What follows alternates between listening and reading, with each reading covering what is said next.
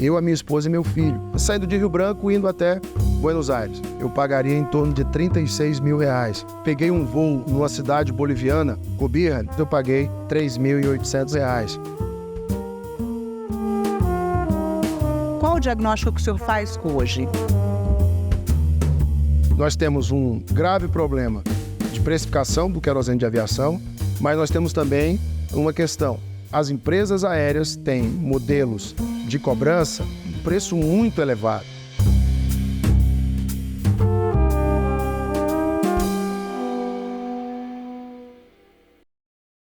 Seja bem-vindo, senador Alan Rick, muito obrigada pela presença. Eu que agradeço, Renata. Senador, a nova Lei Geral do Turismo foi sancionada agora em setembro e o senhor é autor de uma emenda que pode permitir que o querosene de aviação seja subsidiado na região norte. O senhor pode explicar? Olha, essa, Renata, é uma das demandas mais importantes para que a Amazônia Legal brasileira possa garantir os voos regulares em nossos estados. Eu explico. Nós temos um custo de passagem aérea muito elevado na nossa região. Para você ter ideia, eu já cheguei a pagar trechos Rio Branco-Brasília de R$6 mil um trecho.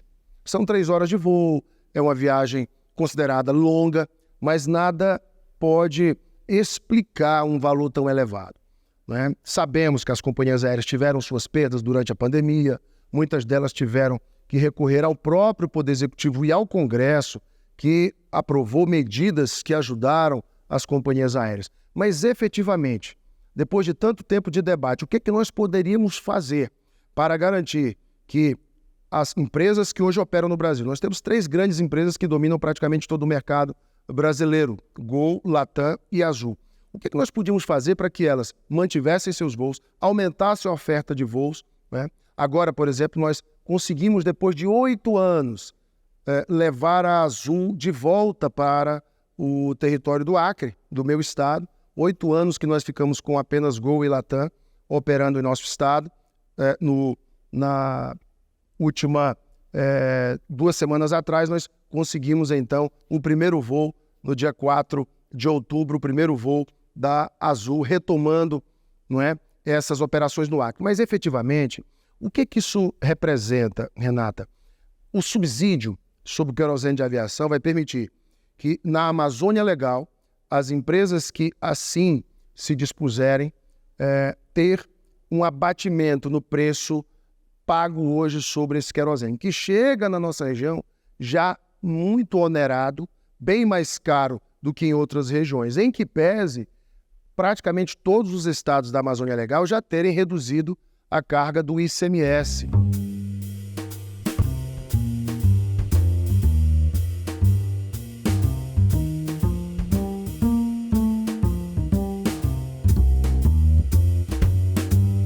Ou seja, os governos estaduais fizeram a sua parte, porém, hoje a precificação do preço do querosene de aviação representa 60% do valor da passagem aérea.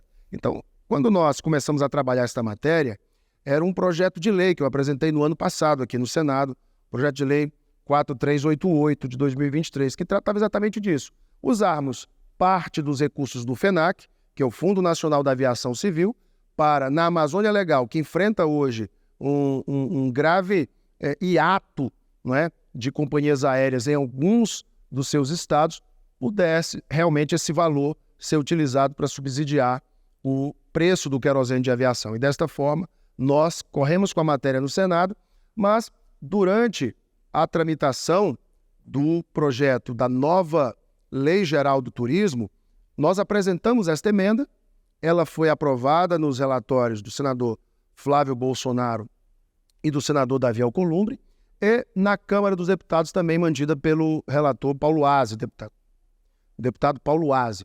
E desta forma conseguimos uma grande vitória para a nossa região, que a partir de agora vai depender da regulamentação junto ao Ministério de Portos e Aeroportos. O querosene de aviação, ele é em média 7,5% mais caro na região norte, em comparação à média nacional, né? O subsídio previsto, ele pode neutralizar?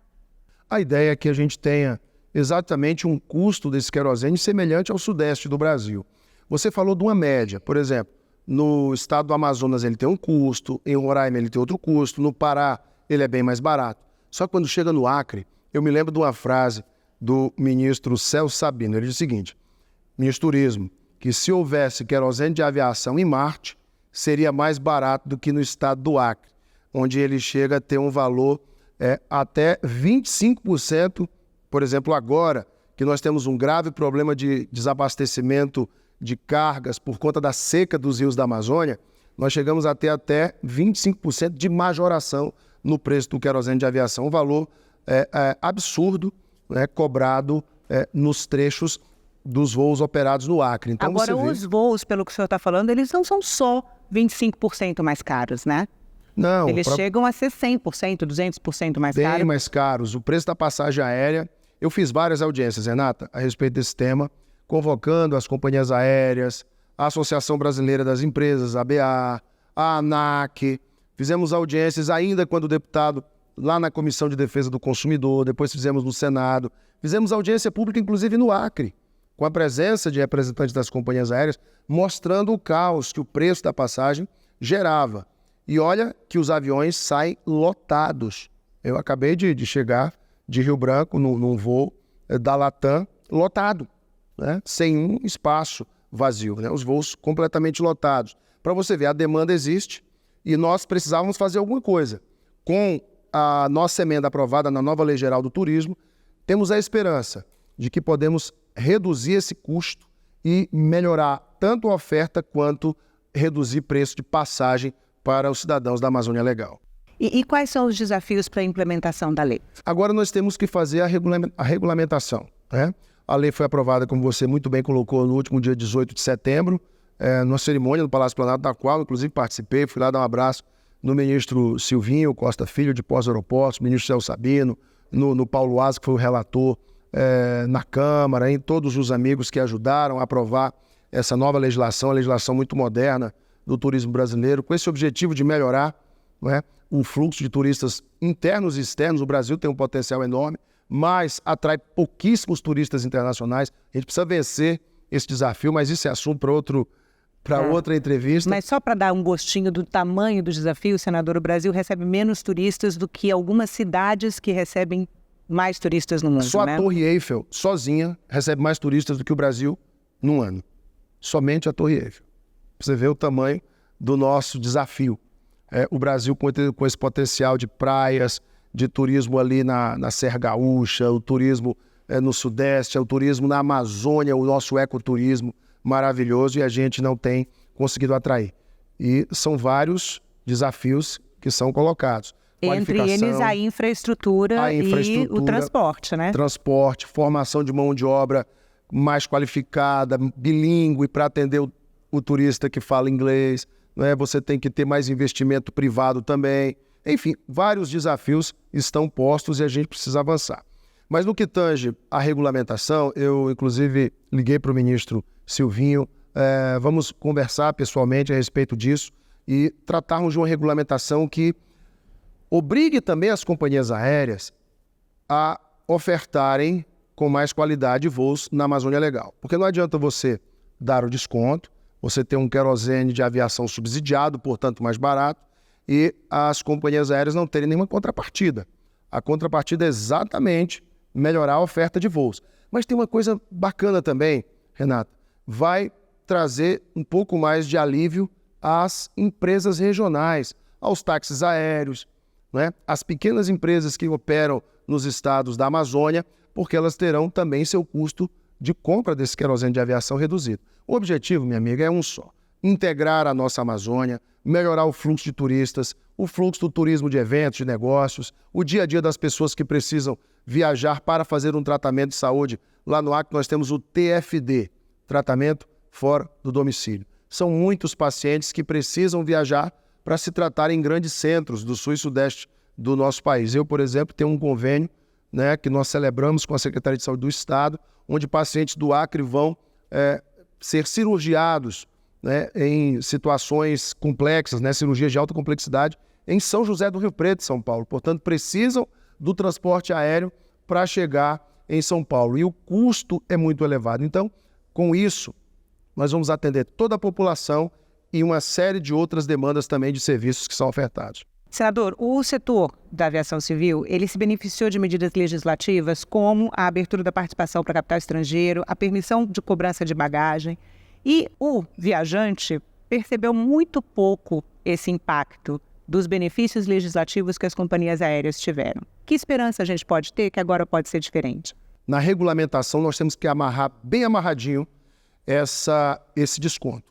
Como eu te falei, fará jus ao desconto, só terá o desconto a empresa aérea que apresentar um plano, né? Olha, nós vamos operar tantos voos nas cidades da Amazônia, nós vamos melhorar os horários dos voos, ou seja, tem que amarrar isso bonitinho, porque não adianta, como você bem disse, Renata, eu mesmo votei várias matérias, né? Redução de imposto para aquisição de aeronaves, redução de imposto sobre o leasing, não é? Uma série de medidas que o Congresso adotou e o governo federal, por exemplo, durante a pandemia, para ajudar as companhias aéreas. E as passagens de janeiro a março tiveram os maiores valores da história até hoje.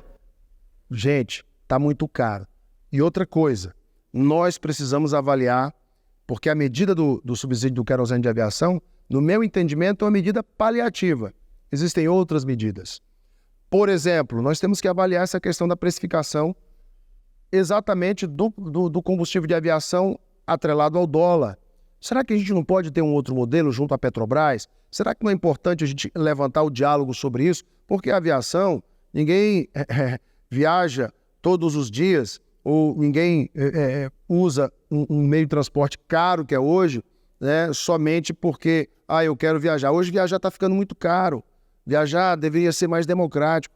Para você ter ideia, eu peguei um voo numa cidade boliviana, Cobija, que é fronteira ali no Acre com os municípios de Brasileira e Taciolândia, e ali eu peguei um voo de uma empresa aérea boliviana para outro país, para a Argentina, e eu paguei 10 vezes menos que se eu fosse fazer o voo numa empresa brasileira. 10 vezes.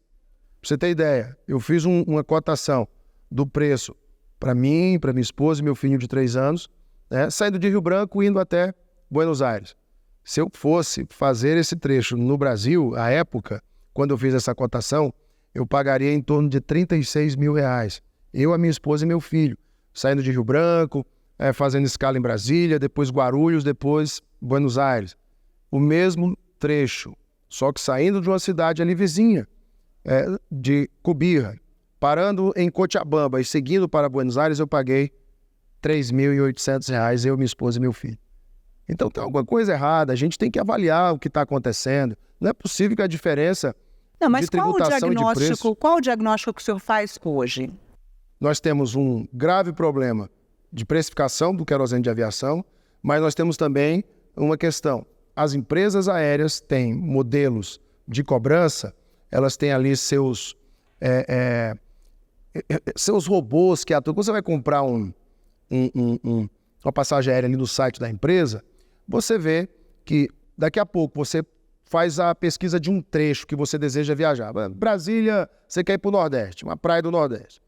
Aí você pesquisa aquele trecho, dá uma pesquisada e tal. Daqui a pouco, quando você volta, os algoritmos ali daquele site, eles já vão ter elevado o preço. Não sei se você já percebeu isso. Quando um trecho é muito pesquisado, os próprios algoritmos que as empresas utilizam também elevam o preço. Né? Quanto mais próximo da viagem, o preço vai aumentando. As empresas falam, né, que tem uma série de justificativas. Mas, pessoal, é importante, hoje mesmo, eu estava falando com o diretor de uma das companhias aéreas do preço cobrado num dos trechos lá entre Rio Branco e Porto Velho, né? Um preço muito elevado. Gente, é preciso ter bom senso. A gente sabe que as companhias oferem lucro. Rio Branco e Porto Velho é quase Rio-São Paulo, né? É uma ponte aérea. Rio Branco e Porto Velho são 50 minutos de voo, 560 quilômetros. Então, eu estava vendo um preço de uma passagem comprada para daqui a um mês. Estava entre R$1.200 e R$1.600. Se fosse comprada para daqui a 4 dias, R$3.200. Não tem cabimento, sabe, Renata? Então eu vejo que as companhias aéreas também têm que reavaliar a precificação das suas passagens aéreas. Não só colocar esse peso sobre o consumidor. Senador, eu queria falar sobre o posicionamento do senhor em relação aos vetos à Lei Geral do Turismo, né? O senhor criticou o veto à responsabilização solidária de agências de turismo e hotéis. O senhor pode explicar? Veja só, quando um cidadão compra um pacote turístico de uma agência de viagens, ele vai lá, olha, eu quero comprar esse pacote. Inclui tudo, né? Passagem aérea, hospedagem, passeios e tal. Aquele cliente passageiro comprou. Por algum motivo, a empresa aérea cancelou o voo. Cancelou.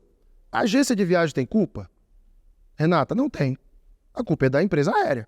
Ou o passageiro, a agência de viagens, fez a reserva no hotel, né?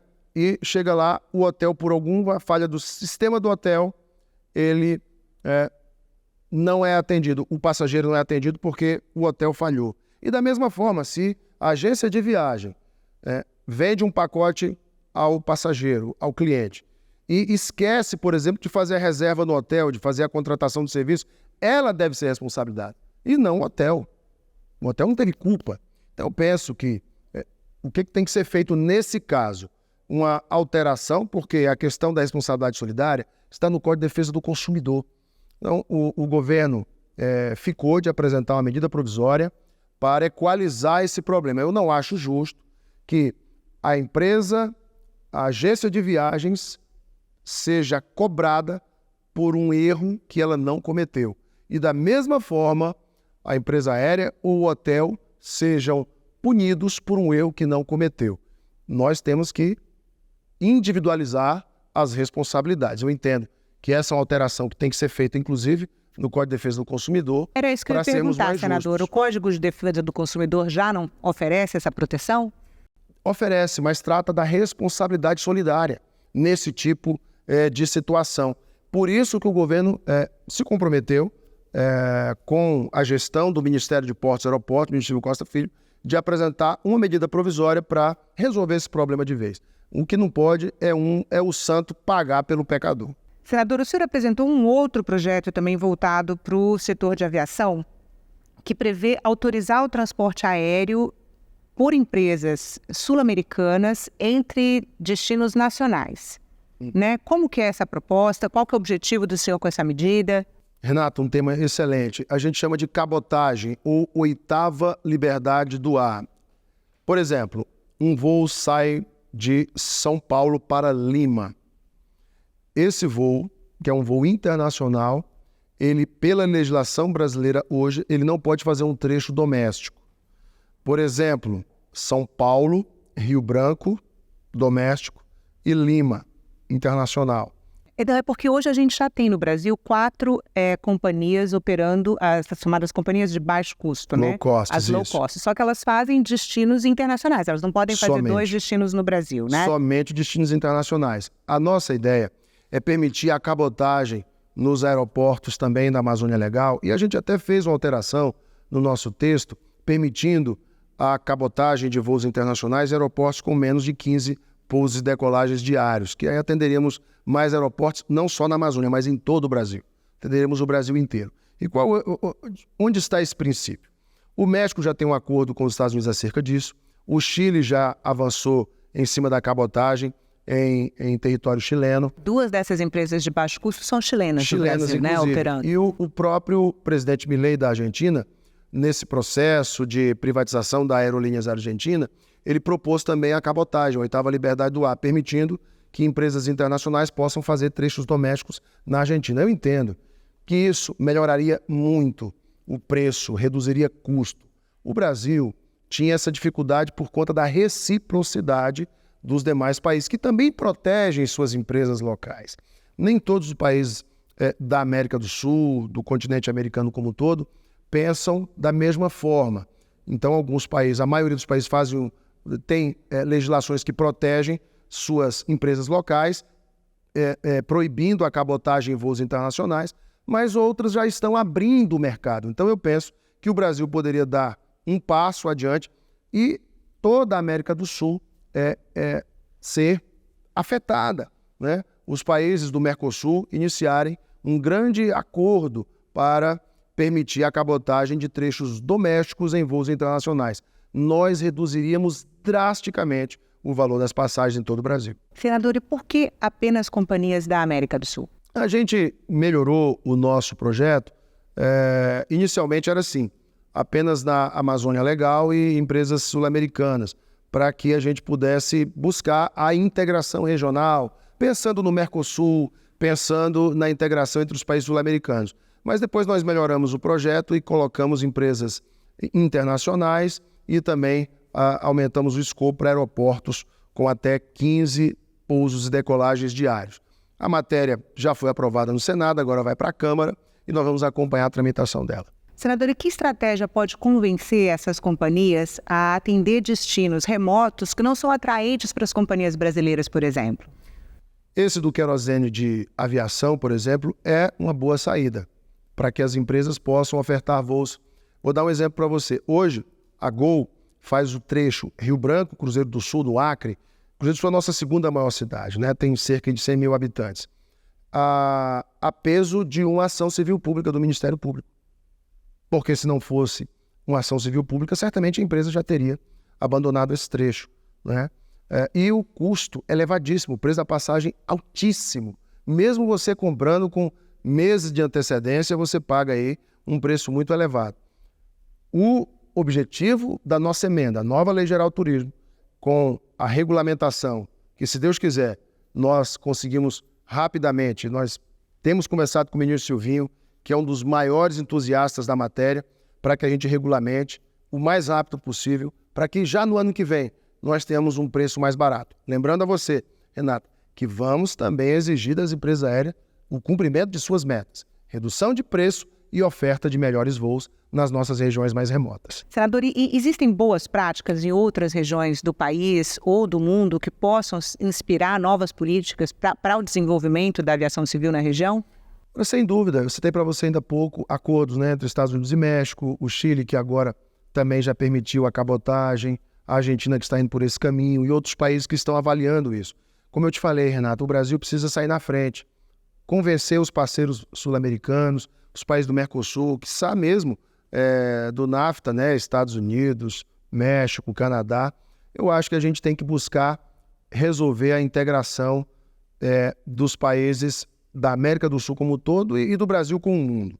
Mas tem que começar fazendo dever de casa, reduzindo o preço das passagens para a gente poder viajar entre os estados brasileiros, né?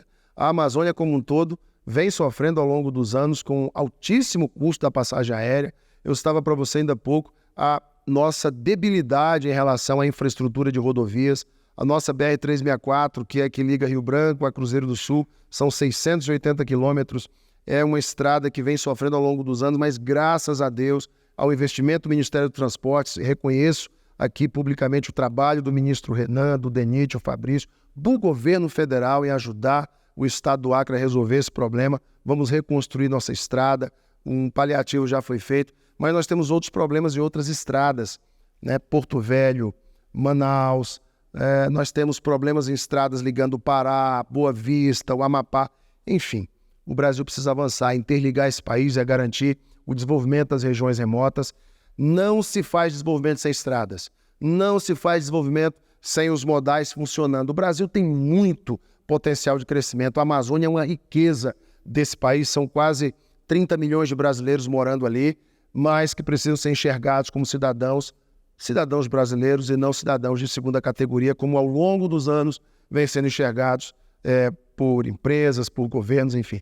O Brasil precisa avançar e a Amazônia merece respeito.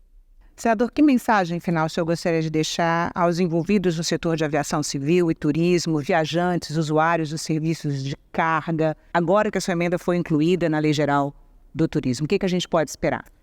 Olha, eu espero, sinceramente, Renata, que a gente consiga reduzir o preço da passagem aérea na nossa região amazônica. Eu penso que lá no futuro o Brasil precisa resolver também essa precificação do querosene de aviação.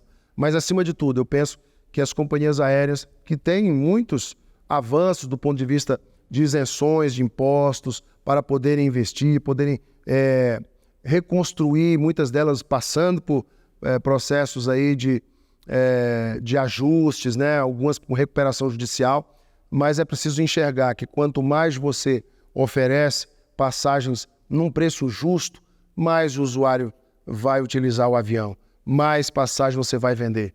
Então é um conjunto de forças, empresas aéreas fazendo a sua parte, melhorando a oferta de voos, reduzindo preços, e o governo também reduzindo essa carga sobre os principais componentes do preço da passagem. Nós vamos finalmente buscar saídas para integrar o Brasil e garantir o direito de vir sagrado do cidadão também pelos céus. Senador, muito obrigada pela entrevista. Eu que agradeço, Renato. Foi um prazer.